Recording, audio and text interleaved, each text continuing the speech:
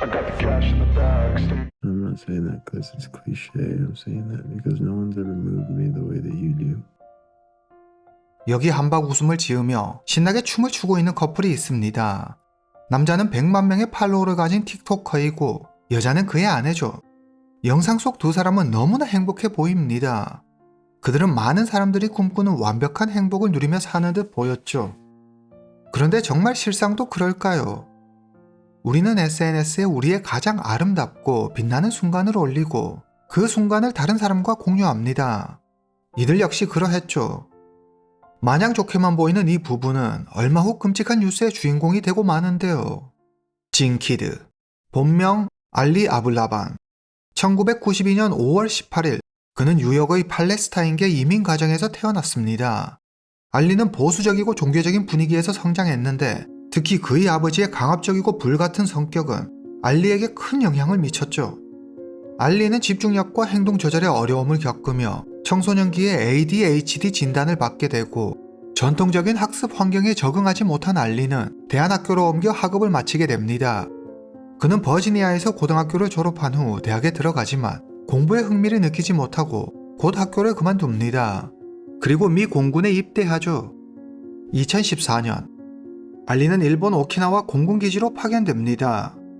오키나와는 아름다운 해변과 바다로 유명한 휴양지죠. 밤이 되면 분위기 있는 바에서 여유를 즐기는 사람들로 북적입니다. 알리는 노래 부르는 걸 좋아했는데 친구 몇몇과 밴드를 결성해 바에서 공연을 하기도 했습니다. 이때 그는 이곳에서 미래의 아내 에나를 만나게 됩니다. 에나는 필리핀 계로 어릴 때부터 오키나와에서 살았습니다. 그녀는 바에서 바텐더로 일하고 있었죠. 알리는 예쁜 에나를 보고 첫눈에 반하고 에나 역시 유쾌한 알리가 좋았습니다. 2달 후 두 사람은 정식으로 연인 사이가 됩니다. 처음에는 모든 게 순조로운 듯 했습니다. 그러나 얼마 가지 않아 알리는 본색을 드러내죠. 그는 에나의 모든 걸 독차지하려 했고 자기 말고는 그 누구와도 만나는 걸 허락하지 않았습니다. 설사 친구라고 해도 예외는 없었습니다. 하지만 에나는 외향적이고 사교적인 사람이죠. 밤이면 친구들과 파티를 하고 술을 마시며 신나게 노는 걸 좋아했습니다. 너무 다른 두 사람은 삐걱대기 시작하고 알리 자신은 밤새 술 마시고 사람들과 어울려 놀면서 에나 보거나 조용히 자기 옆에만 있으라고 하니 에나는 미칠 지경이었죠. 알리는 에나가 누굴 만나고 무엇을 하는지 사사건건 다 간섭하고 통제하려 했습니다. 에나가 자기 말을 듣지 않거나 통제를 벗어난다고 생각하면 무력도 서슴지 않았습니다. 하지만 에나는 이 모든 게 알리가 사랑을 표현하는 방식이라고 생각했습니다. 그가 사랑을 표현하는 게 서툴고 거칠어서 그렇지 자기를 너무 사랑해서 이러는 거라고 생각했죠. 사실 이들 관계는 시작부터 잘못된 만남이었습니다. 에나는 유부녀였습니다. 더군다나 그녀의 남편은 알리와 같은 미군이었죠. 즉 알리의 동료였습니다. 에나의 남편은 음주운전을 하다 적발돼 미국으로 추방됐습니다. 그런데 미국으로 돌아가면서 아내 에나는 오키나와에 내버려 두고 혼자 돌아가 버렸죠. 둘의 관계는 끝난 것과 다름없었지만 법적으로는 아직 혼인 상태를 유지하고 있었습니다. 에나의 친구들은 에나가 알리를 만나는 게 못마땅했습니다. 미군인 알리도 복무 기간이 끝나면 전 남편처럼 혼자 미국으로 돌아가 버릴 거라며 에나에게 빨리 관계를 정리하라고 충고했죠. 주위에서 보기에는 많이 불안한 관계였지만 에나는 전 남편과 이혼하고 알리와 결혼하기로 마음먹습니다. 그러다 그만 알리가 사고를 치고 말죠. 2015년 8월 바에서 술을 마시던 알리가 술에 취해 에나의 친구를 밀어 다치게 하는 사고가 일어납니다. 가뜩이나 감정 조절을 못하고 동료와 갈등을 일으키는 등 문제 행동으로 상부에 찍혀 있었는데 이 사건이 결정타가 돼 알리는 군에서 쫓겨나게 됩니다. 그는 버지니아주에 있는 부모님 곁으로 돌아가죠. 알리와 헤어진 에나는 오키나와를 떠나 필리핀에서 새 삶을 시작합니다. 이렇게 끝나는 줄로만 알았는데 하지만 여기서 두 사람 다 예상치 못한 일이 일어납니다. 에나가 알리의 아이를 가진 겁니다. 아이 소식을 들은 알리는 매우 기뻐하며 에나에게 미국에 와서 같이 살자고 이야기하죠. 그는 에나가 미국으로 올 수 있게 비자 발급을 도와주고 에나는 알리를 따라 미국에서 살기로 합니다. 에나가 필리핀에서 비자가 나오기를 기다리는 동안 딸 에미라가 태어납니다. 알리는 딸이 태어났다는 소식에 즉시 필리핀으로 가죠. 몇 달 후 알리는 에나와 딸과 함께 버지니아로 옵니다. 그는 세 식구가 함께 살 집도 사고 돈을 벌기 위해 이전과 다르게 착실히 일도 하죠. 알리는 유머러스하고 끼가 많은 사람입니다. 노래도 잘 부르고 성대모사도 꽤 잘했죠. 주변에서 그에게 틱톡에 영상을 올리면 대박 날 것 같다고 하자 알리는 틱톡에 계정을 만들고 진키드라는 이름으로 영상을 올리고 활동을 시작합니다. 알리는 스카이림이라는 비디오 게임의 캐릭터를 따라한 영상을 올렸는데 해당 영상이 게임 커뮤니티에 공유되면서 수백만 조회수를 기록하죠. 그뿐만 아니라 영화 스카페이스의 토니 몬타나를 연기한 알파치노 성대모사 영상은 영화 팬들 사이에서 폭발적인 반응을 얻습니다. 그의 코미디 패러디 영상이 입소문을 타면서 팔로워도 빠르게 늘어나 거의 100만에 가까운 팔로워를 모읍니다. 소셜미디어 스타의 탄생이었죠. 알리는 자기가 성공해서 돈을 많이 벌면 아내 애나에게도 좋은 일이기에 애나도 영상 제작을 도와야 하고 약간의 희생이나 힘듦도 당연히 견뎌야 한다고 생각했습니다. 남편의 성공에 좋기만 할 줄 알았던 애나는 사실 그다지 행복하지 않았습니다.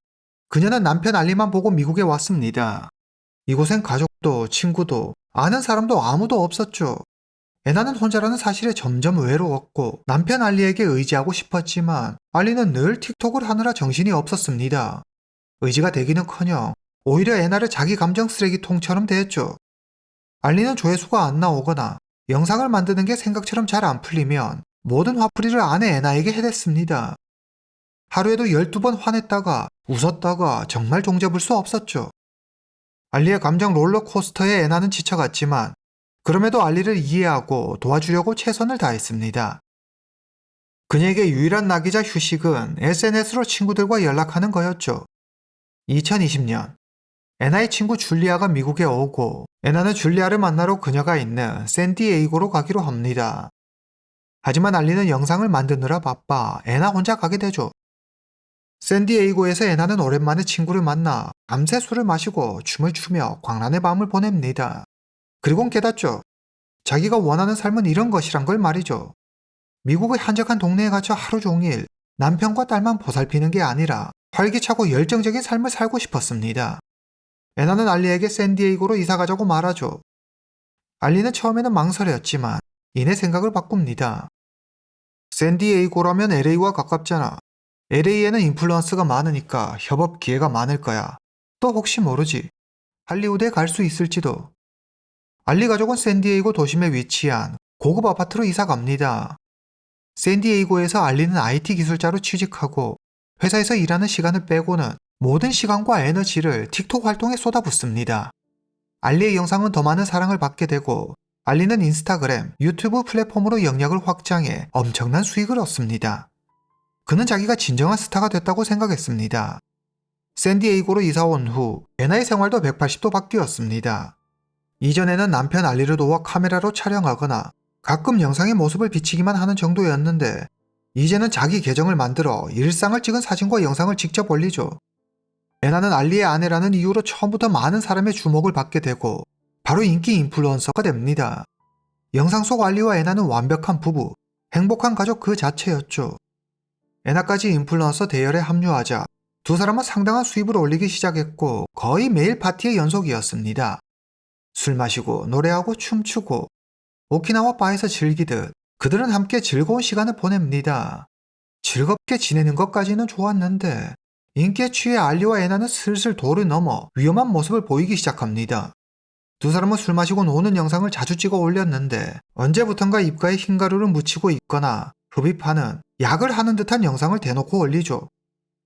이때부터였습니다. 둘의 관계에 금이 가기 시작하죠. 술과 약에 빠져 사는 이들이 제정신일 리가 없었습니다.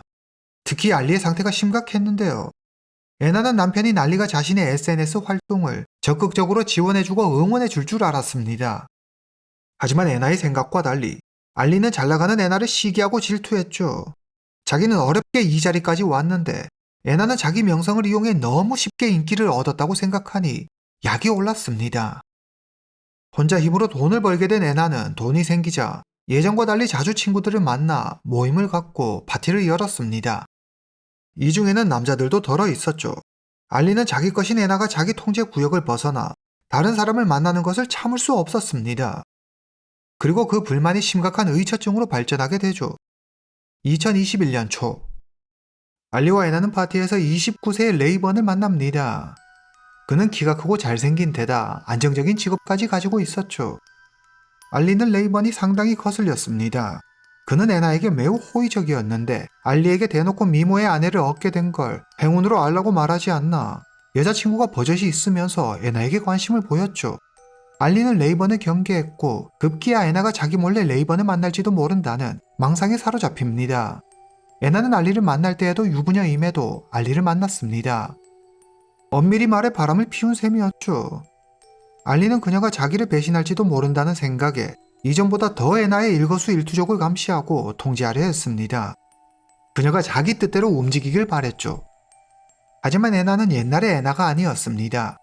알리만큼은 아니더라도 애나도 어디 가서 명함을 내밀 만큼은 됐습니다.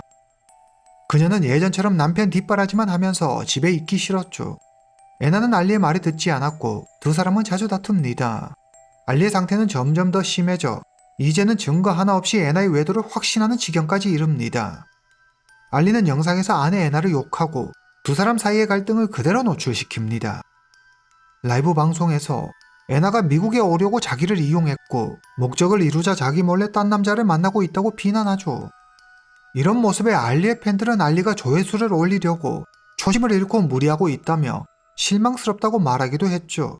알리와 애나의 다툼은 더 빈번해지고 더 격렬해집니다. What do you give me, Anna?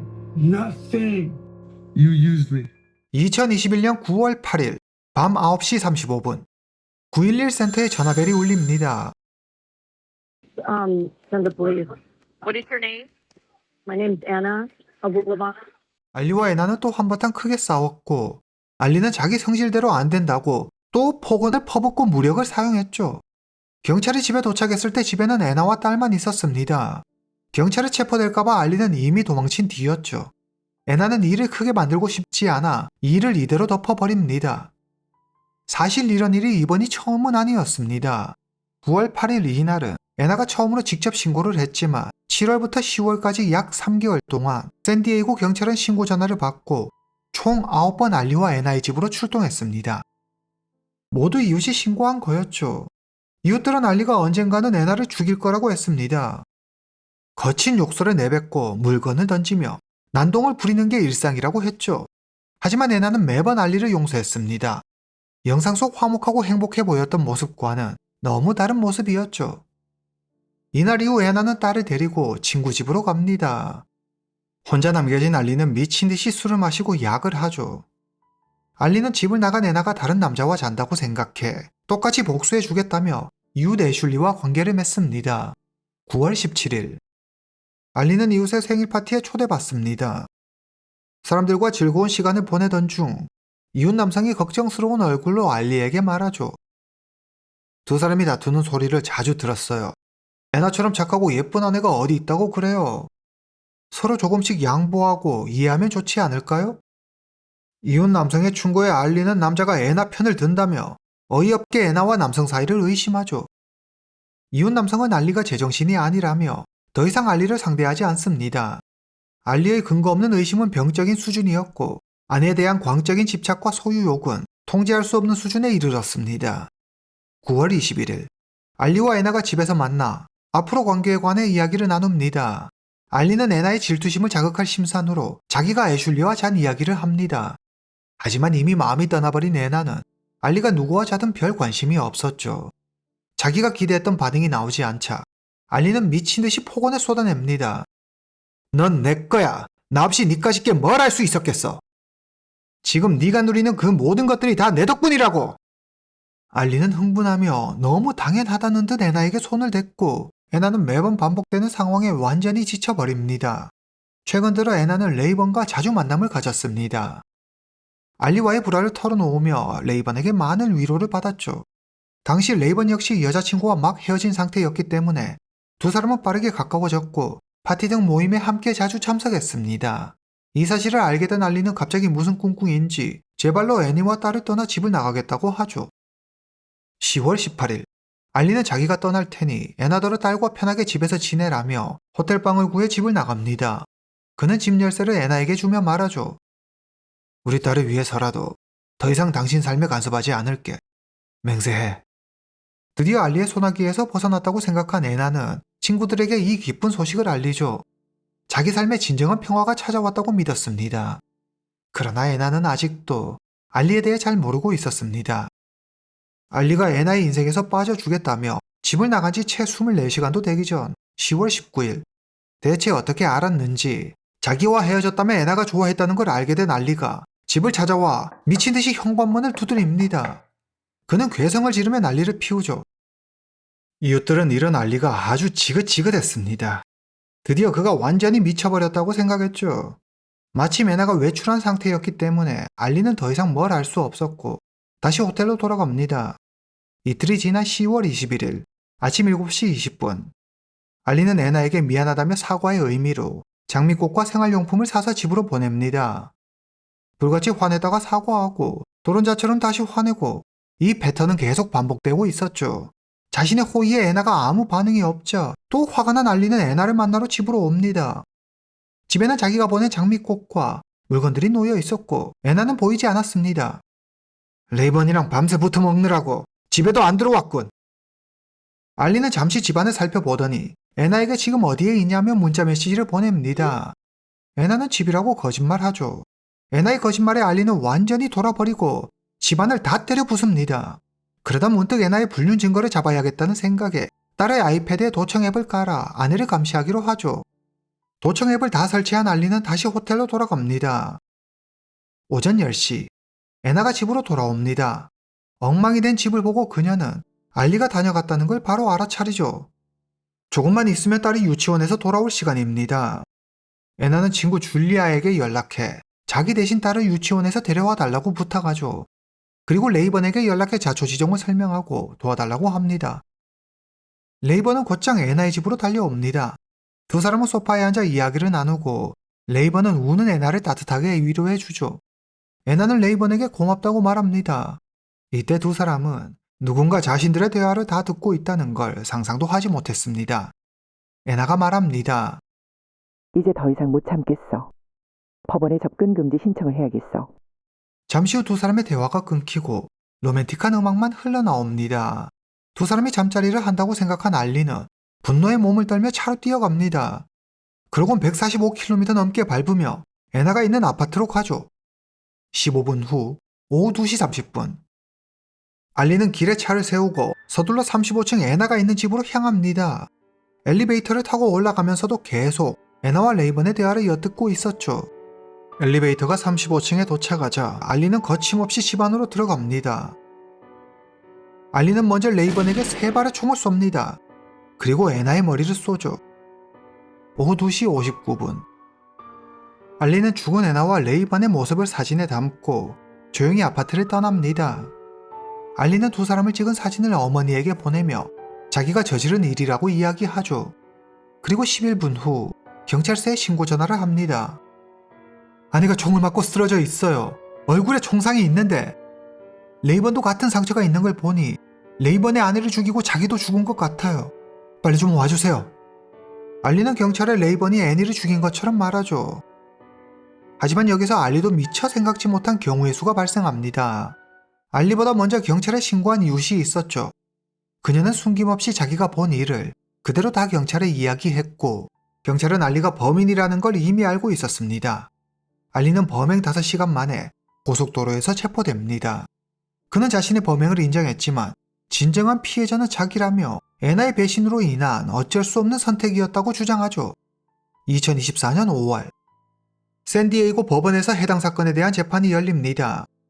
법정에선 알리는 자기가 하고 싶은 말을 멋대로 짓거리다가 또 마구 화를 내는 뻔뻔한 모습을 보이죠. 그 어디에도 반성하는 모습은 찾아볼 수 없었습니다. 그는 애나의 가족에게 사과 한마디 하지 않았습니다. 알리의 변호인은 알리의 정신건강 문제와 약물 남용, 그리고 불행했던 어린 시절 등을 이야기하며 아내의 외도로 순간 화가 나 이성을 잃고 저지른 일이라며 과실치사를 주장합니다. 알리의 어머니까지 법정에 나와 아버지로 인해 알리가 불행한 어린 시절을 보냈고 그것이 알리의 정신건강과 대인관계에 영향을 미쳤다고 주장하죠. 그러나 검찰은 알리의 지나친 질투심과 통제욕이 문제였다고 반박합니다. 또 알리가 딸의 아이패드에 도청 앱을 설치한 후 감시하다 총을 가지고 아파트로 간 점을 들어 치밀하게 계획된 1급 살인임을 강조하죠. 참고로 애나가 실제로 외도를 했는지에 대해서는 명확한 증거가 없습니다. 애나의 친구들은 애나와 레이번은 단순한 친구 관계였다고 증언했으며 알리와 변호인 모두 애나와 레이번의 불륜을 뒷받침할 증거를 제시하지 못했습니다. 2024년 9월 배심원단은 알리에게 유죄를 판결합니다. 제프리 프레이저 판사가 말합니다. 당신은 결코 자유인이 될 수 없을 겁니다. 평생을 교도소 안에서 보내게 될 거예요. 라며 알리에게 가석방 없는 종신형을 선고합니다. 형이 선고되자 알리는 반성하는 모습을 보이기는커녕 신경질적으로 손뼉을 치는 모습을 보여 사람들의 공분을 샀습니다. 현재 알리는 캘리포니아주 교도소에 있습니다. 오늘 이야기는 여기까지입니다. 다음 시간에 뵙겠습니다.